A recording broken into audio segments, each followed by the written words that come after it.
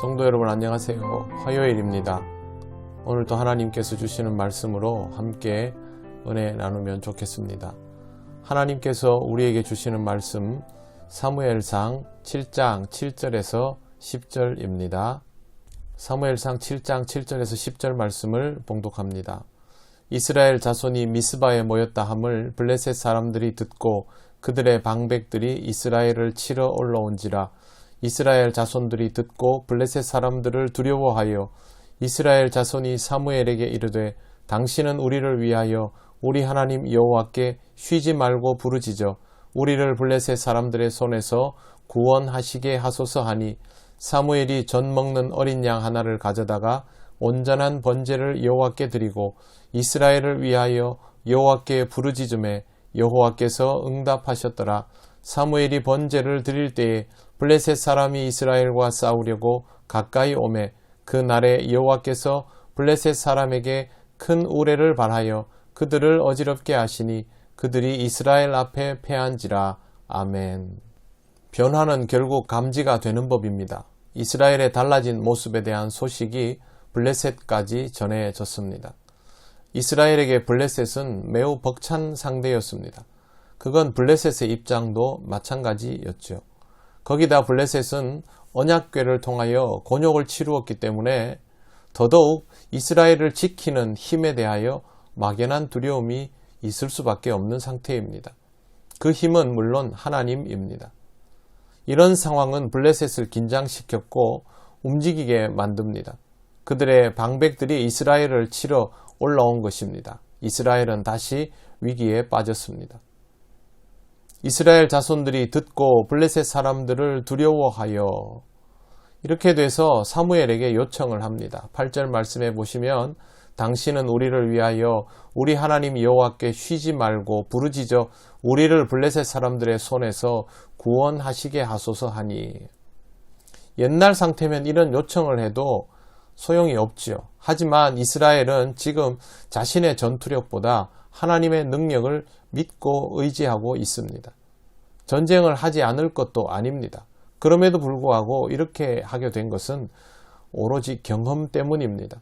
하나님께서 패배한 그들을 위해서 언약궤를 사용하시고 언약궤를 되돌려 놓으시고 또 이제는 사무엘을 통하여 영적 구심점을 회복하게 하셨기 때문입니다. 그러니 하나님을 의지하고 사무엘을 따를 수밖에 없는 것이죠. 사무엘은 젖 먹는 어린 양 하나를 잡아서 온전한 번제를 하나님께 드리고 이스라엘을 위하여 기도하였습니다. 그리고 하나님은 응답해 주십니다. 하나님의 응답은 사무엘 때문일까요? 아니면 이스라엘 때문일까요? 사무엘이 아무리 신실해도 이스라엘이 불경하면 하나님은 사무엘의 기도에 응답하시지 않을 것입니다. 이스라엘이 신실하면 하나님은 새로운 종을 허락하시면 됩니다. 신실하지 않은 종을 통하여 신실한 백성이 만들어지는 것은 불가능에 가깝습니다.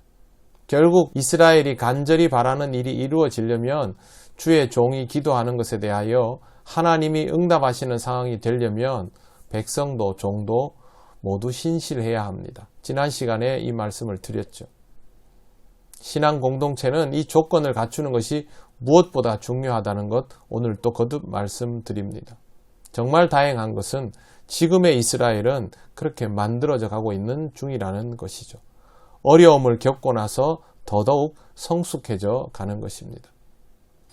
코로나가 한국교회가 정신 차리라고 주시는 하나님의 징벌은 아닙니다만 한국교회는 이 사건을 통하여 더욱더 성숙해지고 다시 태어나야 한다라는 생각은 해야만 합니다. 우리는 결국 우리의 신앙을 앞으로의 시대 속에서도 건강하게 지켜나가야 하기 때문에 이 시대를 제대로 해석하고 견고해질 필요가 있습니다. 이제 변모한 이스라엘의 모습을 보겠습니다. 10절은 전투 현장을 이렇게 소개합니다. 사무엘이 번제를 드릴 때에 블레셋 사람이 이스라엘과 싸우려고 가까이 오매 그 날에 여호와께서 블레셋 사람에게 큰 우레를 발하여 그들을 어지럽게 하시니 그들이 이스라엘 앞에 패한지라. 이스라엘 사람들이 미스바에 나가서 블레셋 사람들을 추격하여 뱃갈 아래에 이르기까지 쳤더라. 분명 블레셋의 선공이었습니다. 하지만 블레셋은 이기지 못하고 도리어 패합니다. 그들 앞에 선 이스라엘은 지난 전투에서는 패했지만 또 외형적으로도 군사력이 약한 상태였지만 하나님께서 이 전쟁의 변수를 만드셔서 블레셋이 열세에 몰리게 되었던 것입니다. 이것이 하나님께서 지금 이스라엘을 도우시는 방법입니다. 물론 하나님께서 항상 이 방법만 쓰시는 건 아닙니다. 그러니 우리 스스로 하나님의 방법을 단정하지 않는 것이 좋습니다. 우리가 꼭 기억해야 할 한 가지는 하나님이 믿는 자를 모른 채 하시지 않는다라는 것입니다. 그러면 우리가 할 일은 하나님을 믿는 것이죠. 사랑하는 성도 여러분, 하나님을 굳건히 믿으시기 바랍니다. 내 눈으로 보이는 것을 믿지 말고 보이지 않는 하나님을 믿으시고 내가 해놓은 것을 믿지 말고 하나님이 하실 일들을 믿음으로 받아들이시기를 바랍니다. 그게 지금 우리한테는 가장 중요한 것입니다.